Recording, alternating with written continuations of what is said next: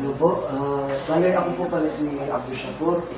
Ako po yung religious advisor po ng Salafi Center, Islamic propagator. Kumbaga, kami po yung nagpaparating ng Islam sa iba't ibang lugar. Mula Luzon, Visayas, Mindanao, alhamdulillah. So sa Baguio po kami nakapag-aral sa Al-Ma'arif, kung saan doon sa Al-Ma'arif, pinag-aaralan po namin yung batas ng Islam. Kaalaman patungkol sa batas ng Islam. So, inshallah, alhamdulillah, wassalatu wassalamu ala rasulillah wa ala alihi wa sahbihi wa man wala. Assalamu ala man ittaba al-huda.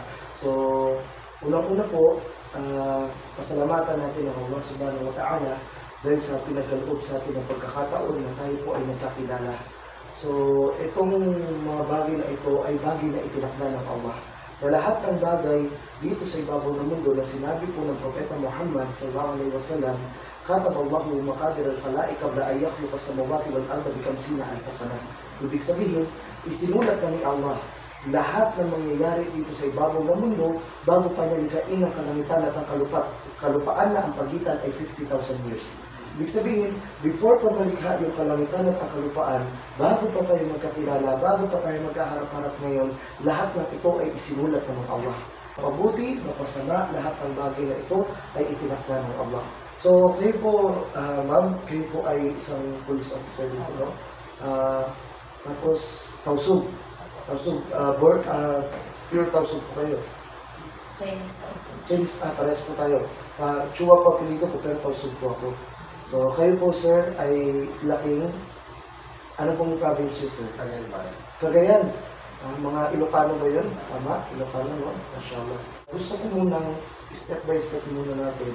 Kasi ang mahalaga dito is maunawaan niyo po ang Islam. Ang aral po ng Islam, sir, la ikraha fi din. Ibig sabihin, there is no compulsion in religion. Walang sakilitan. Hindi pwede si ma'am na sabihin niya na mag-Muslim ka. Hindi po pwede. Kailangan maunawaan mo ng buo yung Islam. Kapag maunawaan mo na, doon mo lang siya tatanggapin ng buong puso at doon ka lang magiging Muslim. Kasi baliwala ang pag-Muslim ng isang tao kung wala sa puso niya. Ang iman, binabanggit ng dila, sila sa puso at kinikilos ng katawan. Ibig sabihin po lang pananampalataya. So ngayon, ang Islam, sir, para po malaman nyo, ito po ay hindi hinango sa pangalan. Hindi siya hinango sa pangalan ng tao, katulad ng Buddhism, galing kay Buddha. Ang Islam, al-Islamu bitawhid. Ibig sabihin po nun, ang Islam, ito po yung pagsuko mo sa kaisahan ng Panginoon. Kayo po ay Katolik. Katolik. Wa inqiyadu bitta'ah. Ibig sabihin, at yung pagsunod. Matapos mong paniwalaan na meron nag-iisang Diyos, kasunod po nun yung pagsunod mo dun sa nag-iisang Diyos. Kung bakit ka sumusunod? Kasi naniniwala ka na may nag-iisang Diyos. Wa bara'atu minasyirk wa ahlihi. At ito na po yung pagtakwil sa mga Diyos-Diyosan.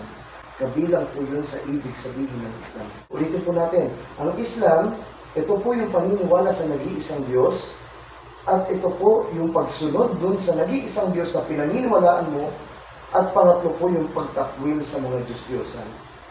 Okay? Ngayon, balikan natin, ano po ba ang aral ng Katoliko? Balikan po natin ang Ten Commandments. Sa kasaan po doon, panahon po ni Moises sa Torah, naniniwala din kasi ang Catholic din, sir. Sa Torah, sir, binanggit doon, thou shall not worship other than God alone.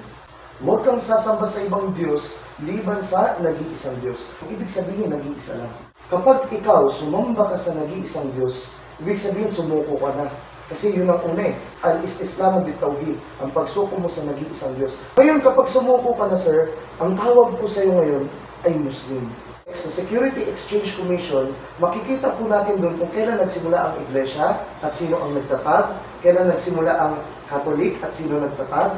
Lahat po ng religion, nakaregistered po yan sa sect, maliban sa Islam. Bakit? Kasi wala pa pong sect, meron ng Islam.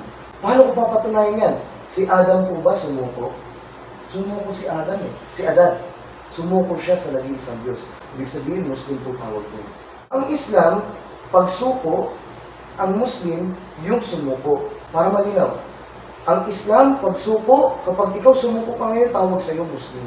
So, babalikan natin, hindi siya hinango sa pangalan ng kahit sino man. So, kapag ang isang tao sumuko, sumunod, tumalima sa nag-iisang Diyos, ibig sabihin Muslim siya. So, si Adam, Muslim, wala pang sect nun. So, ibig sabihin, ang nauna pong relihiyon ng mga tao ay ang Islam. Kasi magmula pa lang sa unang tao na nilikha ng Allah subhanahu wa ta'ala, andun na po nakapaloob yung pagsuko nila. Ngayon, napaliwanag na natin na ang Islam at ang Muslim sa pag-aaral nyo ng Bible, sa history, sino po ba yung pinakamarangal na babae, banal, halos sambahin na ng mga Katoliko? Birhen Maria.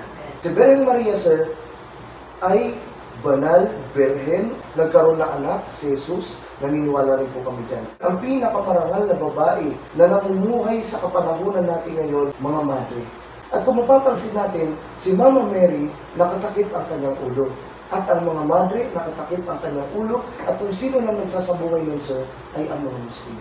Kung makikita natin sa mga kamusliman. Ngayon, anong dahilan? Ito ba ay nakasaad sa Biblia o wala? Nakasaad din po sa Biblia, sir. Meron ba tayong cellphone na pwede mahiram na may Google? Bakit natin gagamitin Google? Para makita ni sir na hindi tayo bias. So, sir, ito po, maging sa Biblia, ito po ay ipinag-utos. Kung ayaw magbelo ang isang babae, magpaahit na siya ng buhok. Yamang kahiyahiya sa babae, ang magpaahit o magpagupit ng buhok, dapat siyang magbelo. So, ibig sabihin, maging pala sa mga Katoliko ay inutos na ang kababaihan magbelo.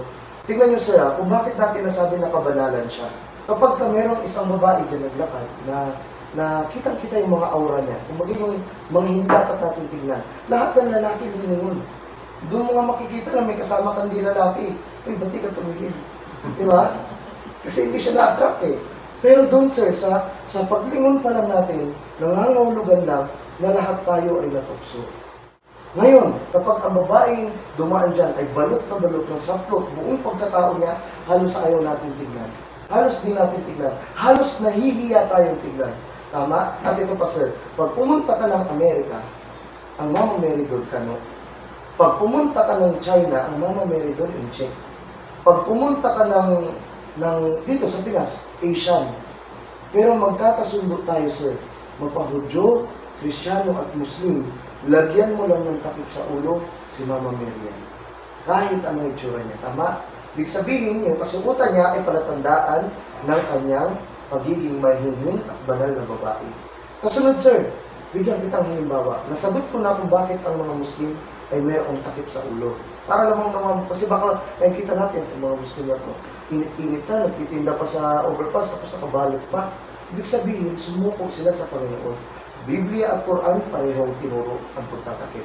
Ngayon, sir, sa mga lalaki, kung mapapansin mo, may balbas ako. Si sir, wala kasi sa duty. Hindi natin naiwasan eh. O, duty talaga. Minsan, bawal, di ba? Kahit sa restaurant, minsan bawal. So, kung mapapansin natin, sir, ang mga Muslim may balbas. Tama? At hindi mo makikilala ang mga rebulto. Pag pumasok ka sa simbahan, Katoliko, lahat ng rebulto doon may balbas. Hindi mo makikilala si Jesus kung walang balbas. Ngayon, utos ba ito sa Biblia? Bakit po sir lagi ginagamit ang Biblia? Kasi bilang Katoliko, alam ko mauunawaan mo. Kasi bakit? Kahit ipaalam ko nang ipaalam sa iyo yung Quran, hindi mo paniniwalaan kasi bakit? Wala pa yung tinatawag na pananampalataya. Pero matapos ng usapan natin na to sir, maniniwala ka na ang Quran ang nagpapatotoo. Ngayon, Google ulit tayo, okay lang? Ngayon sir, gusto ko lang mapakita sa iyo sir, na karamihan sa mga taong yumakap sa Islam ay dati pong magbabasa ng Biblia. Kakabasa po nila ng Biblia na ipagtugma nila na ang Islam ang siyang nagsasabuhay ng Biblia. Huwag niyong gupitin ng pabilog ang mga buhok sa balibot ng inyong ulo, ni huwag mong sisirain ang dulo ng iyong balbas. Biblia po yan. Batay sa Biblia at batay sa Quran, kailangan ang babae na kabelo at ang lalaki may balbas. Ang utos naman sa Quran, sir, hayaan. Hindi sinabing kapag, paano naman yung mga walang balbas? Kailangan magpabalbas? Hindi naman. Kapag wala, hayaan mo. Kapag meron, hayaan mo. Yun po yung utos sa Islam. Ngayon, sir, ang Katoliko, nagpa-fasting din po kayo. Sa Katolik, nagpa-fasting ang Katolik kasi pwede ang gulay, pwede ang isda, bawal ang karne. Bawal ang karne. At may oras yun. Ano po ito yung Semana Santa yata yan eh. Sinabi ng Allah subhanahu wa ta'ala sa marangal na Quran. Ito Quran naman po sir. Quran naman yung papakilala ko sa iyo. Ang Quran, salita ni Allah. Ang salita ni Allah, mismo siya ang nagpahayag, dumaan kay Angel Jibril. Sino si Jibril? Si Gabriel. Angel Gabriel, dumaan sa kanya at ipinarating sa propeta. Anong sabi ng Allah? Ya ayyuhalladhina amanu, kutiba alaykumus siyam, kama kutiba alal ladina min qablikum la'allakum tattaqun. Napakaganda ng sinabi niya. Actually, ang sinabi niya doon, sir, o kayong mga mananampalataya. Sino yun? Ayun, na mayroong pananampalataya.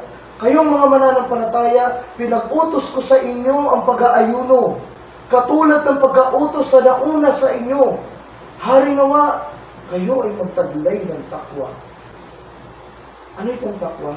Itong takwa, sir, para malaman mo, ito po yung pagkatakot sa Panginoon. Kasi maaaring, oo, Catholic, nagpa-fasting. Pero tanong, alam mo ba kung bakit nagpa-fasting? Di ba hindi?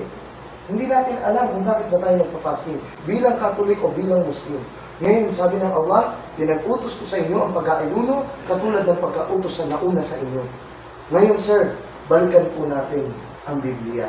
Batay po sa Biblia, Jesus po yan ang tinutukoy. He fasted for 40 days and 40 nights. Afterwards, was hungry. Ibig sabihin, kung bakit tayo nagpa-fasting, para magkaroon ng takot. Ngayon, anong batayan natin sa Biblia? Ito po, si Jesus ay nag-ayuno ng 40 days and 40 nights. Nagutom at nauhaw. Ngayon po sa Katoliko, kumakain, gulay, pwede. Sa Islam po, wala kahit ano. Katulad kung paano isinabuhay ni Jesus. Kaya hindi totoo yung sinasabi nila na ang mga Muslim, anti-Christ yan. Hindi po totoo yan. Hindi ka pwedeng maging Muslim kung hindi ka maniniwala kay Jesus. Hindi ka pwedeng maging Muslim kung itatakwil mo ang aral ni Jesus. So kami mga Muslim naniniwala po kami kay Jesus. Kung bakit kami nag-aayuno, katulad ng ginawa ni Jesus, para magkaroon ng takwa. Ngayon, explain ko sa iyo. Kasi tatanungin ng iba nag-fasting ka lang, natakot ka na, paano naman nangyari yun? Ganito po yan. Halimbawa, mayroong tubig na napakalamig. Napakalamig ng tubig. Ngayon fasting si Muslim. Tapos napakatirik ng araw. Yung bubong mo pa yero lang. Talaga sa patay dahil yan. Tapos yung baso nagbumoys. Sabi nga ng iba, inumin mo na. May bubong naman, di ka kita ng Panginoon. Pero sir, alam mo, hindi niya gagawin. Bakit? Kasi nang ibabaw yung kanyang takwa. Ano yung takwa? Yung pagkatakot. Hindi ko gagawin yan kasi natatakot ako sa Panginoon. Utos sa akin ito, gagawin ko. Ngayon, sir, anong epekto? Kung yung bagay, yung tubig, di naman makakasama, di ba? Pero bawal sa Ramadan. Kung yung tubig na yun, na hindi naman makakasama sa kalusugan mo, nagawa mong iwasan, pagtapos ng buwan ng Ramadan, kahit yung malalaking kasalanan, kaya mo nang iwasan. Bakit? Kasi nangibabaw yung takwa. Ano yung takwa, sir? Ano yung takwa? Pagkatakot. Kasi may position si sir. So, mga ganyan, matalino talaga. Di ba? So, ngayon balikan natin yung sabi ng Allah sa Quran. Ano sabi ng Allah sa Quran? Ipinag-utos ko sa inyo ang pag-aayuno, katulad ng pagka-utos sa nauna sa inyo. Ngayon, sino yung nauna? Balikan natin Biblia. Si Jesus eh. Kita niyo kung makunik? Quran, Biblia, nagkukunik. Inutos niyo Allah pag-aayuno sa mga Muslim sa kapanahon na natin ngayon. Para daw kanitulad ng pagka-utos sa nauna sa atin. Actually, inutos din to sa mga Hudyo. Subalit hindi nila sinabuhay. Kaya ngayon sabi ng Allah, la'allakum tattaqun. Nawa kayo ng mga Muslim sa panahon na yun, kayo ang magkaroon ng takot kay Allah. Ngayon, nasagot na natin, sir, yung pag-aayuno. Kasi ito, kung bakit ko sinasagot, hindi nyo naman tinatanong, wala naman nagpatanong, sagot ako na sagot. Kasi ito po yung mga nasa survey. Common tanong ng Christian. Bakit sa Muslim pwede mag-asawa? Mamaya sagutin ko yan sila. Yan ang pinakamagandang tayo. Na imam din. Na nag-explain din sa inyo. Explain din kasi sa akin yung video siya. Lagi kasi yung program sa mga Muslims. Yes, inshallah. So, ibig sabihin lang yun, sir, balikan po, meant to be. Meant to be dahil na. Kasi, isipin mo, noon pa, palibot mo na mga Muslim. Nakakasama mo mga Muslim. Ngayon, nandito ka sa unit ng mga Muslim. Salam mo. No?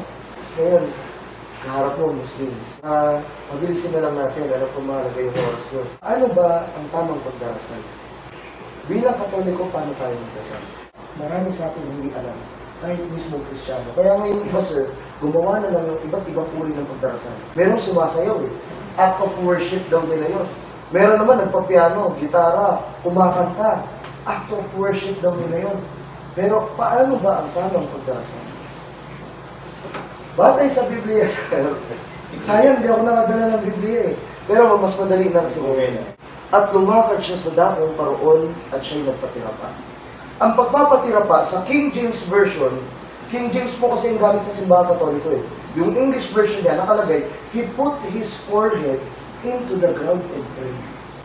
Ganun na nalaman si Jesus. He bowed down. Sa ibang version na, he fell on his face eh. Sa ibang version, sir, went a little further and fell on his face and prayed. Ganito po ang pagdarasal ng mga Muslim. So, ganito po yun.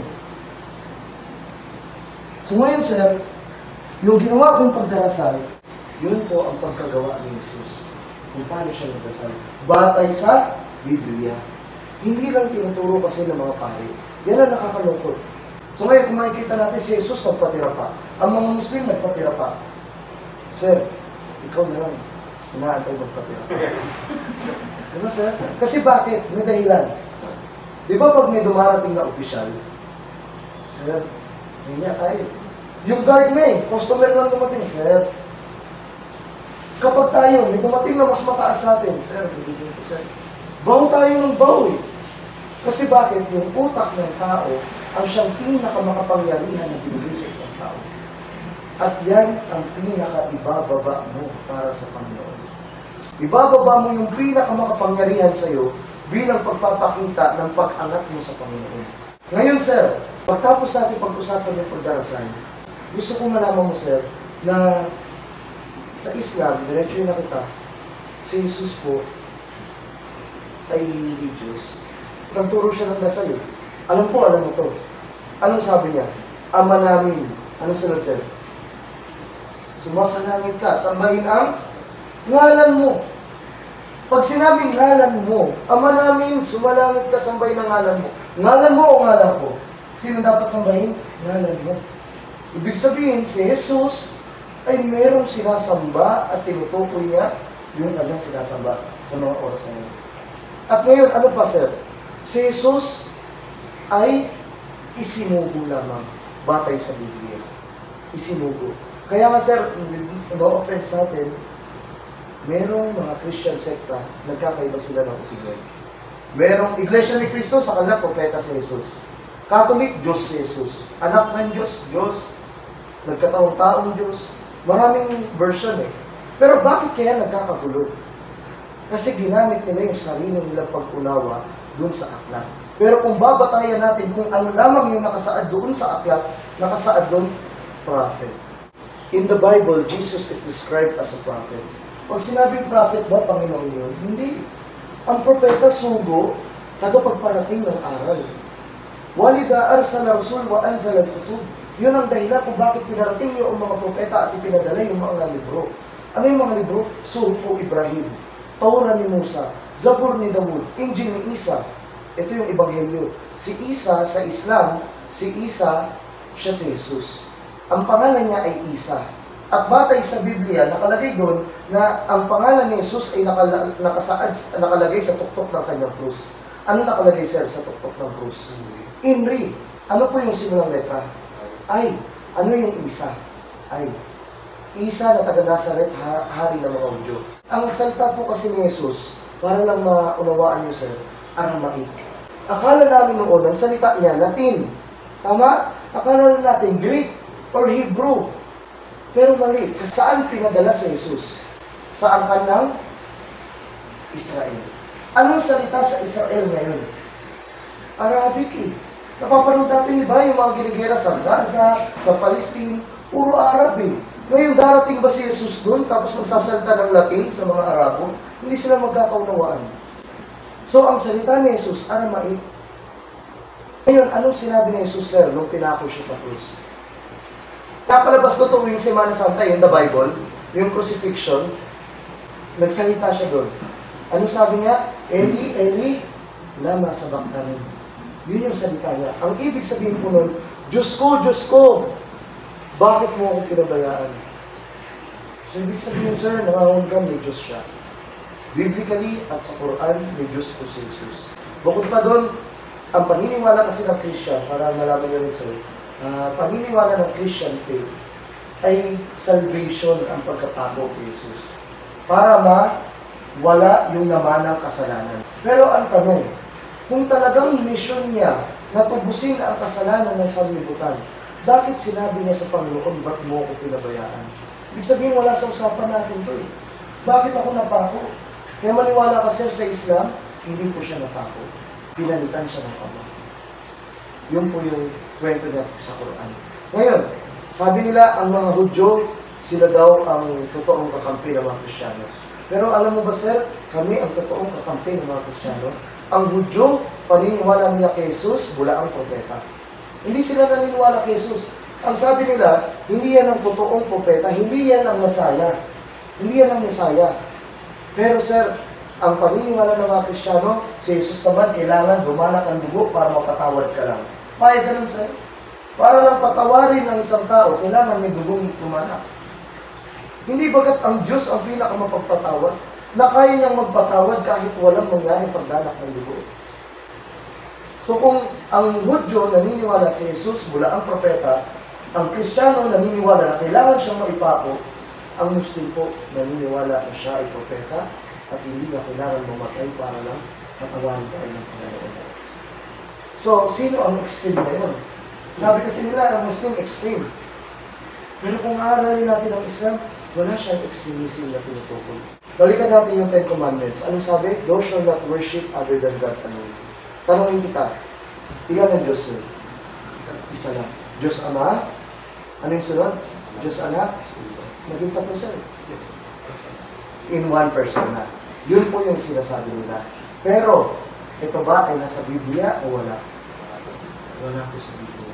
Masakit, pero ako din, ganyan din ako dati. Yung Trinity ay ginawa po ni Constantine. At si Constantine, siya po ang nag-introduce ng Trinity sa mga Katoliko. Kaya nabuo yung krus. Ama, Anak, Espiritu Santo. Yun po yun. Pero kung babalikan natin ang turo ni Jesus, si Jesus hindi po nagturo ng Trinity. Adam, Noah, Abraham, Moises, wala pong tinurong Trinity. Bagkus ng panahon ni Moises, sumasamba po ang mga tao nun sa baka, sa gold na baka. Kahit sa Biblia, yun yung kwento. Sumasamba sila sa gold na baka, nagalit po si Moises ng panahon na yun. At nung panahon ni Abraham, si Abraham, ama ng mananampalataya, kilala niyo po siya, di ba? Si Abraham, sir, ang tatay niya ay naglililok ng rebulto. Ibig sabihin, humuhulma. At nung panahon ni Abraham, habang naglililok ng rebulto yung tatay niya, siya ang ginawang taga-benta. Mababasa po natin yan sa history ng mga propeta. Ngayon, nung si Abraham nagbenta ng rebulto, nagulat siya na yung mga taong bumibili ng gawa ng ama niya ay sinasamba nila. Doon po siya nagulat. Bilang isang musmus na bata na walang kaalaman, ginagawa ito ng papa ko Sinasamba ng mga tao. Ibig sabihin, yung ginagawa ng papa ko ay Diyos nila. O ginagawa ng papa ko yung Diyos nila. Ang ginawa ni Abraham, based sa history po, ang ginawa ni Abraham, winasak niya ang mga rebulto. At yung espada, nilagay niya po yun sa pinakamalaking rebulto. At nung nagtanong sila, sino nagwasak ng mga to? Anong sabi ni Abraham? Tanungin niyo yung pinakamalaki. Siya yung may hawak ng ano eh. Baka siya yung gumawa. Alam mo sagot sa kanya? Paano yan sasagot? Paano niya gagawin yan? Hindi nga yan, rebulto yan eh. Sinagot niya rin. Bakit yung sinasamba? Hindi pala niyan kayang magsalita. Ako sir, na imausap na ako ng pare, ng mga priest, mga pastors, maniwala ka sir, hindi nila ako masagot. Tinanong ko sila lahat yan, patungkol dyan. Ang sabi nila, ang rebulto daw, kaya hindi daw yan pagsamba. Yan ay instrumento lang. Kumbaga, hindi naman yan ang sinasamba namin. Imahe lang yan nung sinasamba namin. Batay sa Biblia po, unseen ang Panginoon. Walang nakakita. Bakit yung hulma, alam mo yung kilay niya, yung hinatya ng bibig niya, alam mo. Unseen ang Panginoon batay sa Biblia. Ito pinakamasakit, sir. Ito po, batay sa Biblia, ako dalangin ko sa Allah, gabayan ko ng Allah. Kasi ito pong sinasabi ko sir, maniwala kayo, hindi po ito ang gabay. Pinarating ko lang sa inyo, pero ang gabay nagmumula kay Allah. Kapag hindi ginabayan ni Allah ang isang tao, hindi siya nagagabayan. Pero bakit hindi gagabayan ng Allah ang isang tao kapag hindi niya ginusto ng gabayan? Siguro, maganda kayo kung magbasa. Mga bentang tao,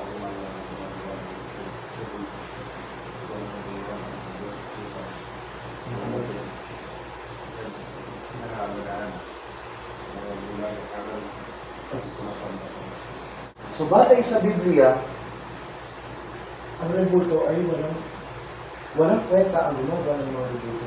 Isa pa, Exodus, sir. Huwag mong yuyukuran sila o paglingkuran man sila sapagkat akong Panginoon mong Diyos, Diyos na mapanibughuin. Pag sinabing mapanibughuin, sa magaling magwikang Tagalog, sa mangusap ng Tagalog, ibig sabihin po nun seloso. Sa Islam, seloso si Allah.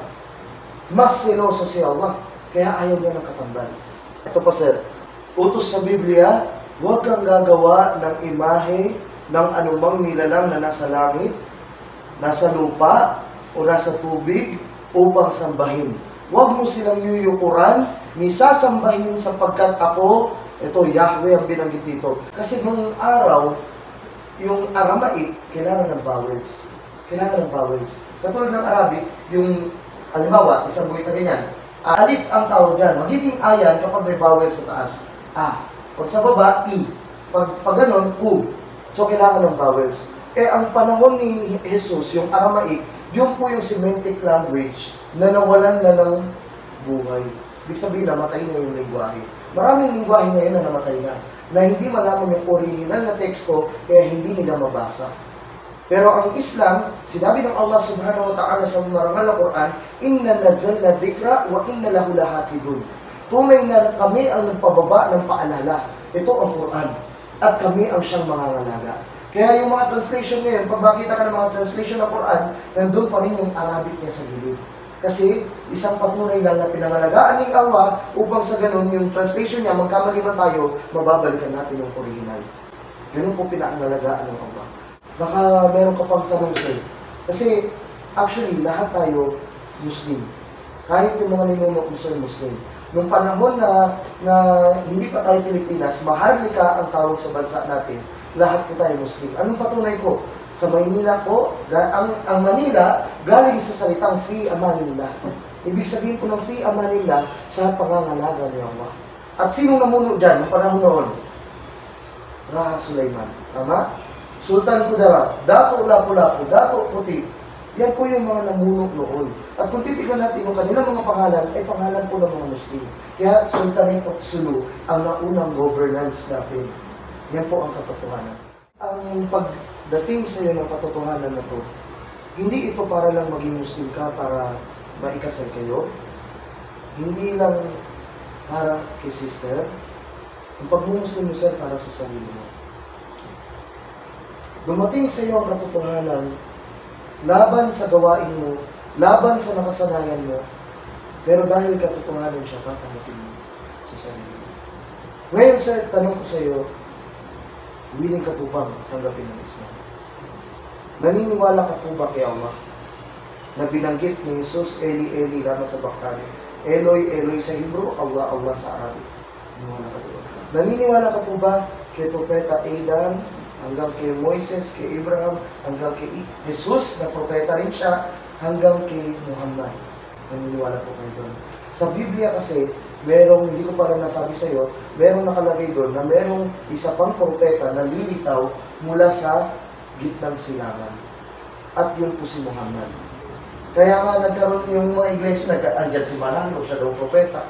Kasi nga merong pang lalabas daw eh. At sa Islam, lumabas na po siya si Muhammad. Siya yung sugo na sa libutan at pinakalas na siya. Pero naniniwala rin kami na babalik si Jesus. So naniniwala po ba kayo sa lahat ng binanggit natin?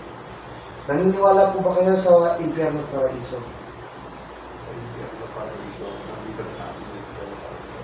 Malinaw na. Malinaw na kami. Kung kaligayahan, yung kasiyahan ng buhay mo, yun yung Paraiso. Kung hindi ka, Tama rin yan. Actually, kasi alam mo, sir, merong hadith ang Propeta Muhammad sallallahu alaihi wasallam na sabi niya, "Ad-dunya sijnul mu'minin wa jannatul kafirin."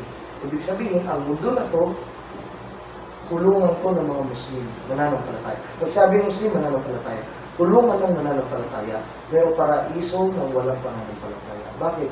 Kasi lahat dito sa mundo na to, nakukuha nila. Gusto kong man chicks, gusto kong man babae, lahat pwede. Walang magbabawal sa akin. Gusto kong uminom ng alak, pwede. Pero sa Islam sir, lahat yun haram. Bawal ka mang babae, bawal ka mang chicks, bawal ka mang alak. So, kulungan. Ang daming bawal, kulungan. Diba? Kasi andun ang paraiso natin sa kanilang buhay. So ngayon sir, dahil tinanggap mo na lahat yan, hindi na siguro natin patatagalin. Karapatan mo to sa akin, karapatan mo to kay Sir Jul, karapatan mo to kay Sister, karapatan mo to kay Colonel. Ito yan. Karapatan mo yan sa amin at kung di namin nabigay sa iyo, sisingilin mo kami sa araw na ito. So ngayon sir, tataas mo lang yung kanang kamay mo at nakaturo sa taas. Hindi ito kondisyon. Ito ay bilang ano lamang, kumbaga palatandaan na sumasaksi ka na mayroong nag-iisang Diyos. Okay? So sabihin mo sir, gagayahin mo lang muna ako sa Arabic, tapos tatagalogin natin para maunawaan mo. Okay? Ashhadu an la ilaha illallah wa ashhadu anna Muhammadan Rasulullah wa ashhadu anna Isa ibnu Maryam abduhu wa rasuluhu. Ako'y sumasaksi na walang ibang Diyos na karapat-dapat sambahin. Sambahin. Kundi si Allah. At ako'y sumasaksi na si Propeta Muhammad ay huling sugo at propeta ng Allah. At ako'y sumasaksi na si Jesus, anak ni Maria, ay propeta at dakilang sugo ng Allah. At ako'y sumasaksi na ang paraiso ay totoo at impyerno ay totoo. Takbir. Allahu Akbar. Sir, welcome na lang natin. Lalaki sa lalaki natin. Allahu Akbar.